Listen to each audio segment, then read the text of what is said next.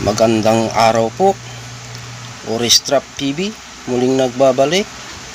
Magluluto po tayo ng special pansit sutanghon na may kasamang kanton gamit ang ating detachable 3.5 chamber at pangmalakasang nozzle burner na mayroon pong 34 holes. Subukan po natin kung kayang makaluto gamit ang malaking kawa. Okay, umpisa na po natin.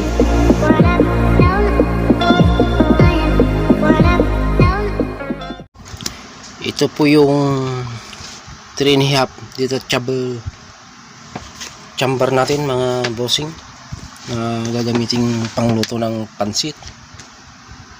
Ito po yung kanyang guide.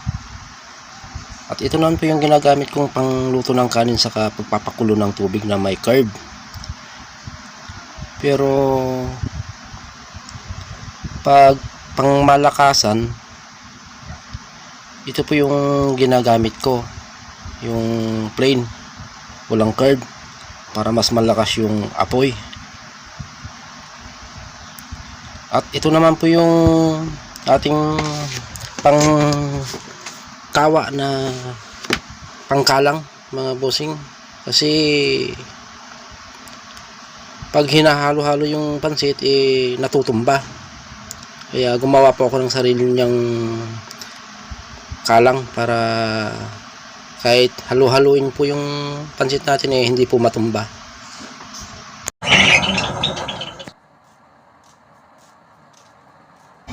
Nailagay na po natin ang ating kawa at ilagay na rin po natin ang ating sahog na taba-taba ng baboy. Lagyan po natin ng mantika para maiprito natin ng konti ang ating mga sahog. Ilagay na po natin ang karne ng baboy mga bossing. Halu-haluin lang po. Ipirito po natin ng konti yung sahog para mas lalong malinamnam. Pwede na po natin ilagay ang bawang.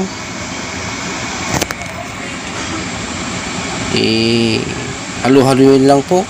Igisa lang po natin ang karne. Isundot na rin po ang ating sibuyas kasama ng ating pampalasang nor cubes na pork flavor. Halu-haluin lang po para hindi po masunog. Ganyan lang po para lalong sumarap ang ating pansit mga bossing.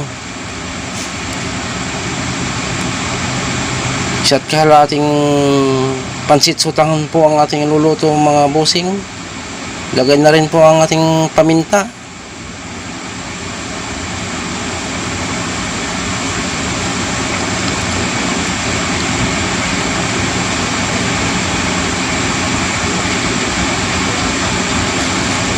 Halu-haluin lang po para hindi mas. Ilagay na rin po ang ating tubig na pinaglagaan ng karne para lalong mas masarap, mas malasa.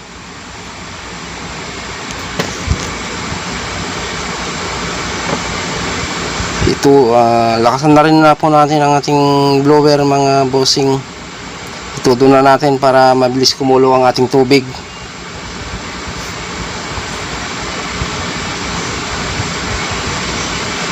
Ang pansit po natin isa't kalahating sutanghon na may kasamang pansit kanton na 1 kilo rin po. Special pansit po ang lulutuin natin mga bossing. Lagyan na rin po natin ng oyster sauce.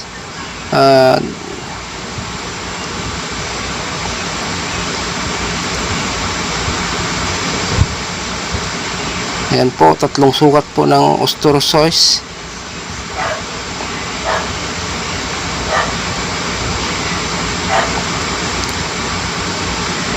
para lalong sumarap. Lagyan po natin ng pampalasa, magic sarap.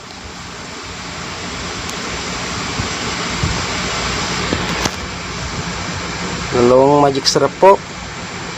Ilagyan na po natin yung tubig. 2 pitsil po ang ilalagay nating tubig, mga bossing.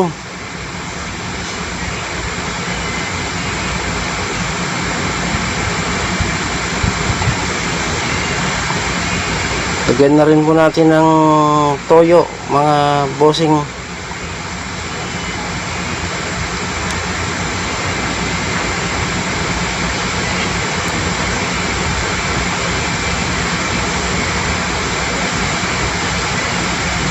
Limang takal po ng ating ginagamit na sandok, mga bossing. Yan na po yung pangalawa nating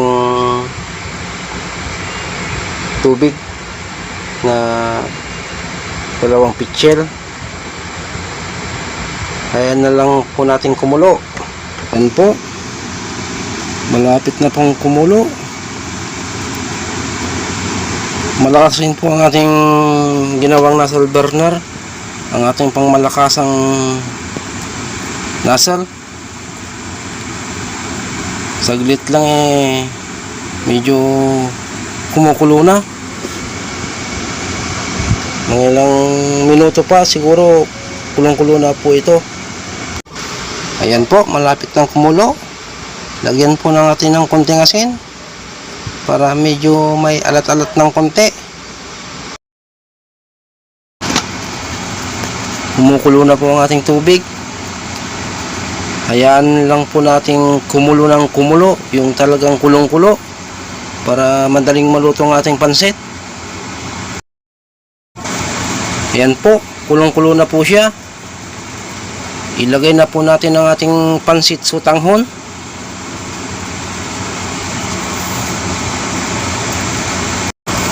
Isa't kalahating kilo po yan.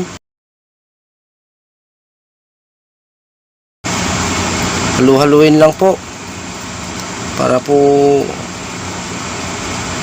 hindi po masunog yung nasa ilalim, kasi napakalakas po ng ating apoy, mga bossing.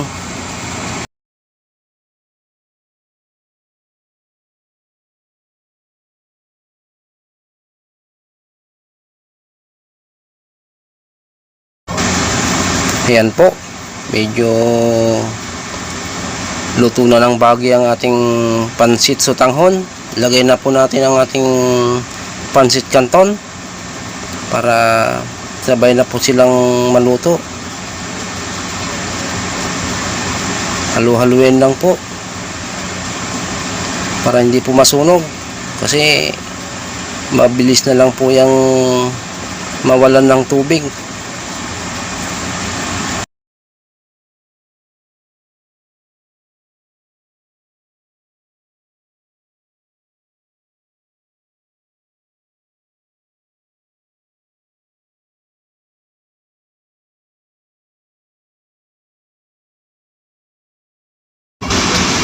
Ayan po, halos malapit na pong mawala yung tubig. Lagay na po natin yung carrots para maluto na rin.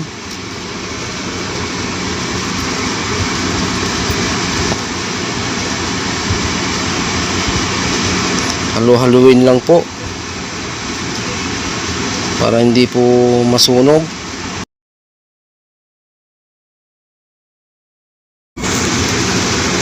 Ayan po, malapit na pong maluto ang ating pansit. Ilagay na po natin ang ating repolyo kasama ng ating bagyo beans. Halu-haluin lang po para hindi po masunog. Napakasarap po ng ating pansit, mga bossing. Special pansit sutanghon with canton.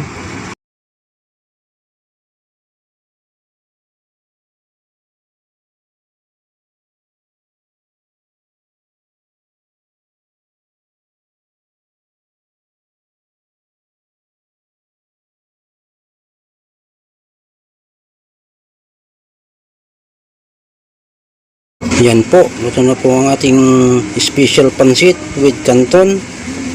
Salamat po sa panonood. Please subscribe at pakiclick na rin po ang ating notification bell para updated po kayo sa aking susunod pang mga video.